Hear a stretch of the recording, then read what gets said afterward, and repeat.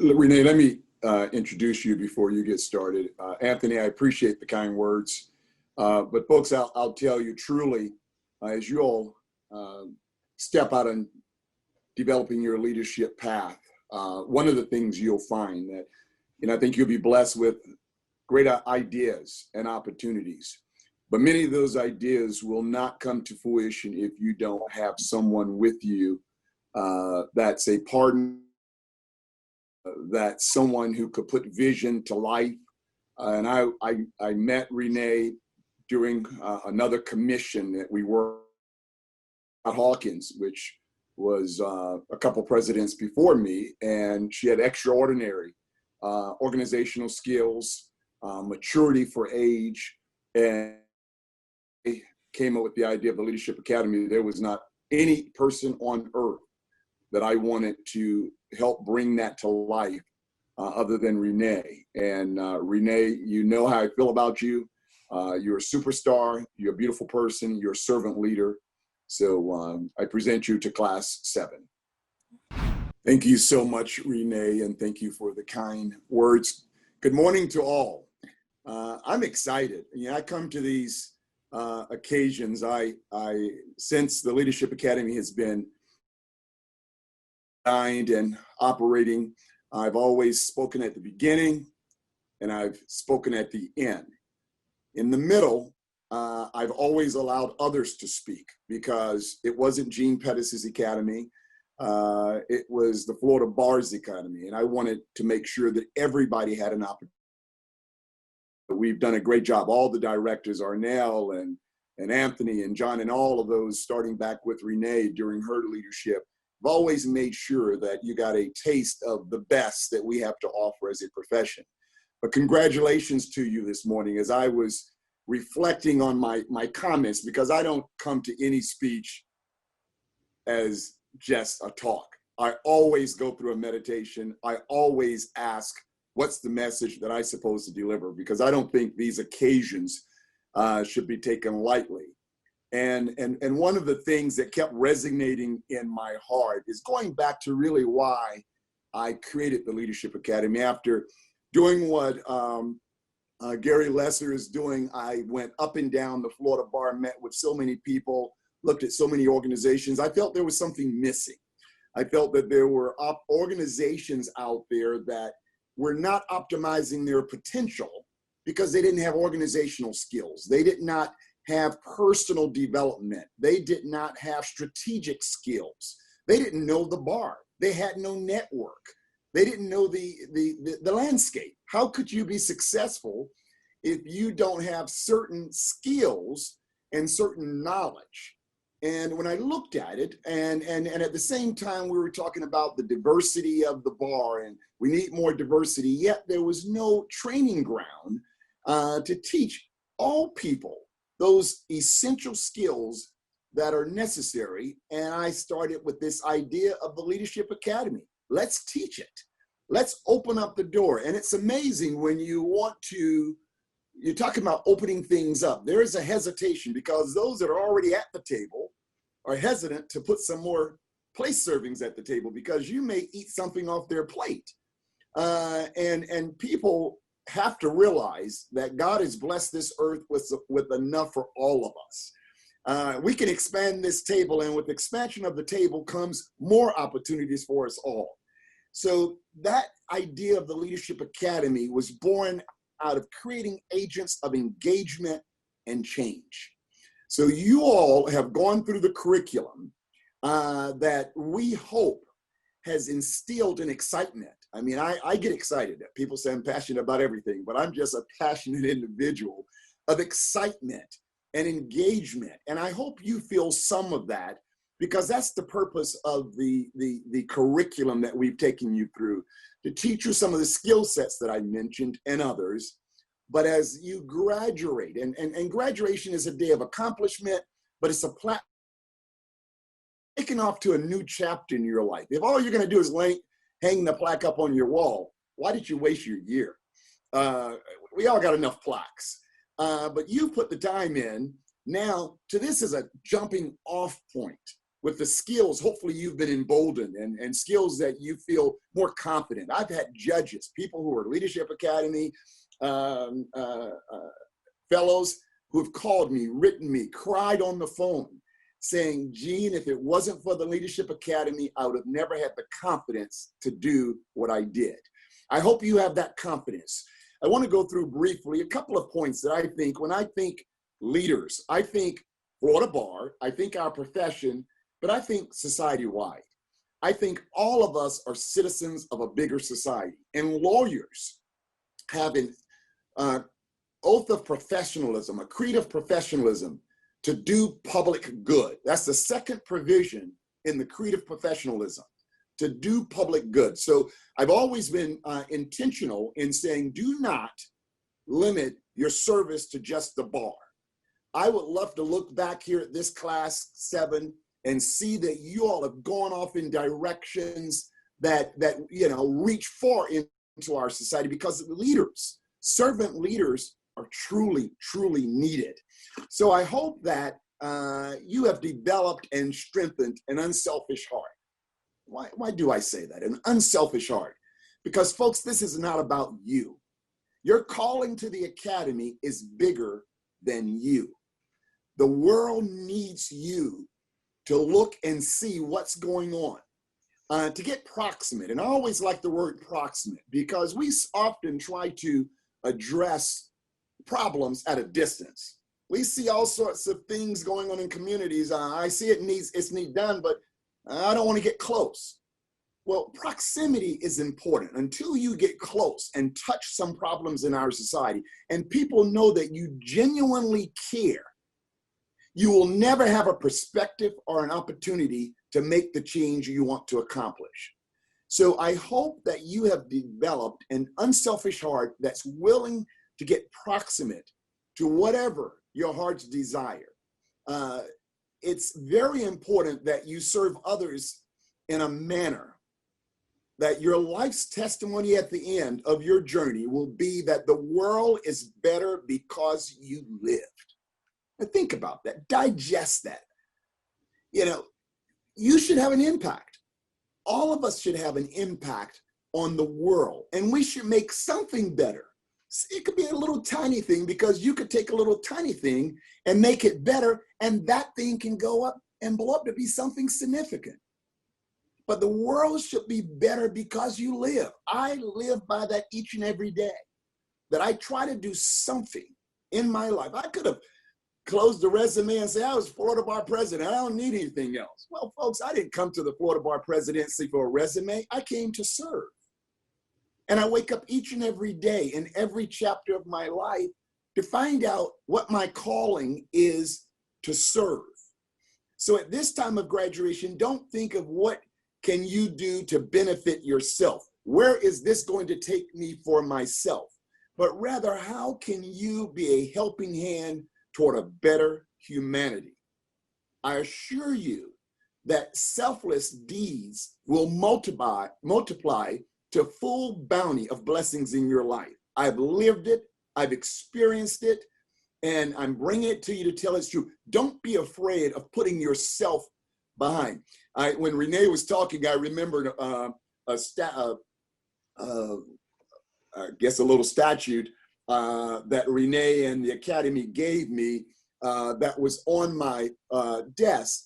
And Renee will remember giving that to me, but it embodies what everybody who knew me said: reach back with your dominant hand and pull others up. That's what I'm talking about, guys. That's what I hope that you have learned, that if you use your best for somebody else, God will bless you with way more than you could ever get on your own. Don't be afraid of having a selfless heart, an unselfish heart.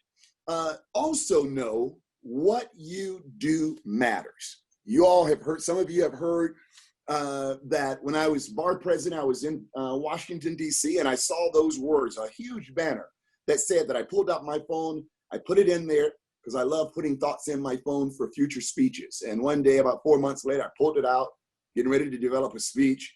I plugged in the internet. What You Do Matters, Washington Memorial. Up popped the Holocaust Museum, the United States Holocaust Museum. That was their banner.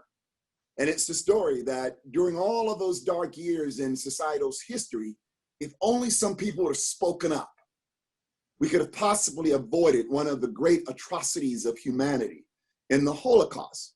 Well, on a much smaller scale, what you do matters. Your voice matters. Never doubt the power of one, because the power of one brings another. And there's exponential growth of power and change. So know what you do matters. Every single one of us was placed on this earth for some divine purpose. There's a purpose for your life on this earth. If you don't know it, meditate on it. I just walked 5 miles down the beach thinking about you guys, thinking about some of the things I wanted to share with you. I take that time in the crazy life that I have to quiet my heart, quiet my mind, to hear my inner voice of what is my call for today? What's my call for this year? Where do I go? Sometimes you have to get to that place and get to a divine place to find that purpose. And the only question is whether during our journey in life, do we find that meaningful purpose? We can all find it, but do we pause long enough and with the intentionality that's necessary to find it? Listen to others, study as Renee indicated, meditate so that you maintain some clarity of thought, pray, observe, whatever your regimen is. You have to get within for there to be some meaningful stuff coming out. And spend that time as you move forward. The future, guys, belong to you all. I have completed year 35. I never thought I would say that. I had my life when I was 25, starting the practice of law. I was doing some financial planning, and they said, how long are you going to work? I said 50 years, because 50 years was old as hell at that time. I said 50 years, I'll work to 50 years of life. And I couldn't think of any occasion where I would still be working. Little did I know 50 was really young, and now I'm 60, and I think that's really young. So I'll be at it a lot longer. But it's time that you all recognize the future belongs to you all. But remember, society is not on autopilot. It runs off the rails if there are not ambassadors of peace and love, of oneness and sacrifice, that's willing to light the path through their deeds that others could follow. We need leaders. We need leaders in this society. And the Leadership Academy is a training ground for those that are willing to step out, not just within the profession of law, but within community organizations that are screaming for analytical minds, screaming for people with passion, screaming for those that can be the light to take those organizations forward. There is so much out there that's needed. I pray that you find that spot that's your track on this earth, and you feel that fulfilledness. You feel that, and it's a fulfilledness when you feel like, hey, I'm in sync. My life is in sync. My voice is in sync. It feels good. And you don't have to be 60 years old to get it, but you have to reflect, meditate, and be intentional to get yourself in the groove.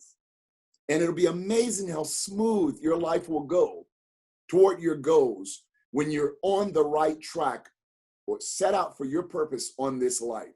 So know that each of you, the future belongs to you, and it requires you to get engaged.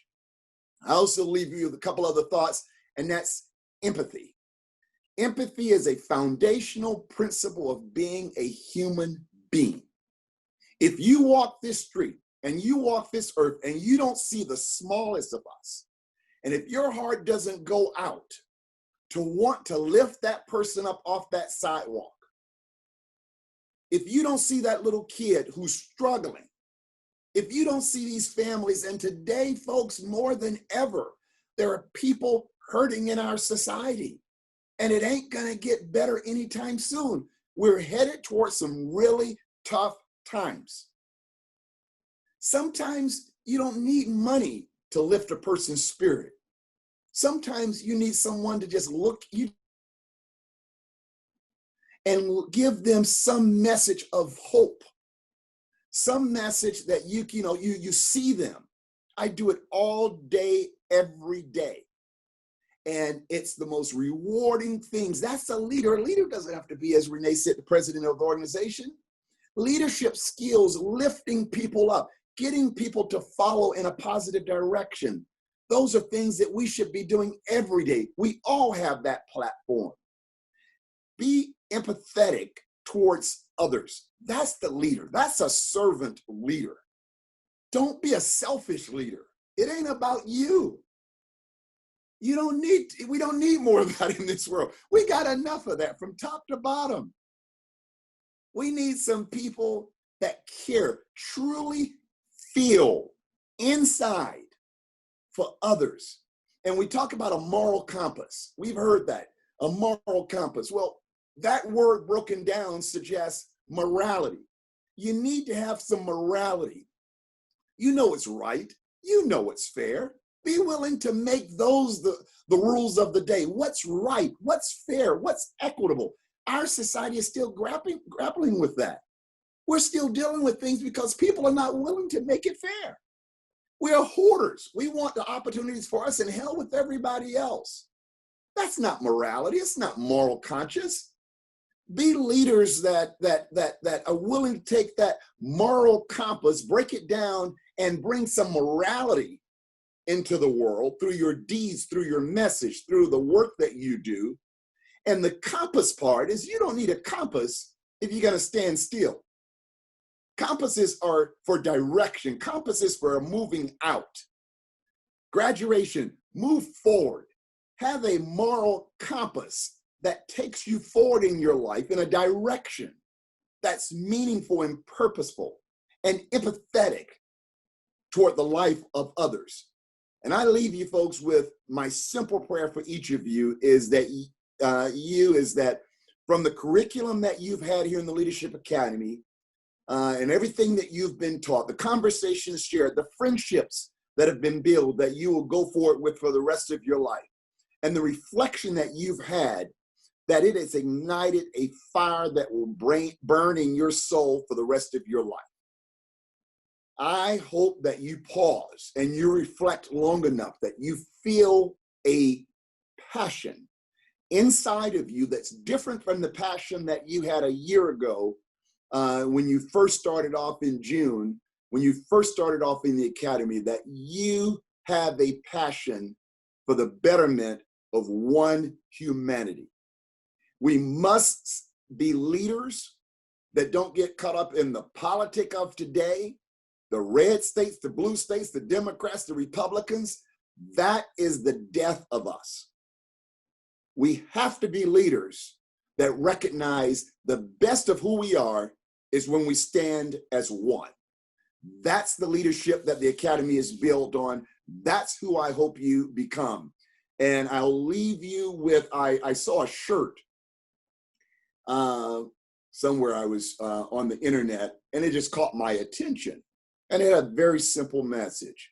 In a world where you can be anything, be kind.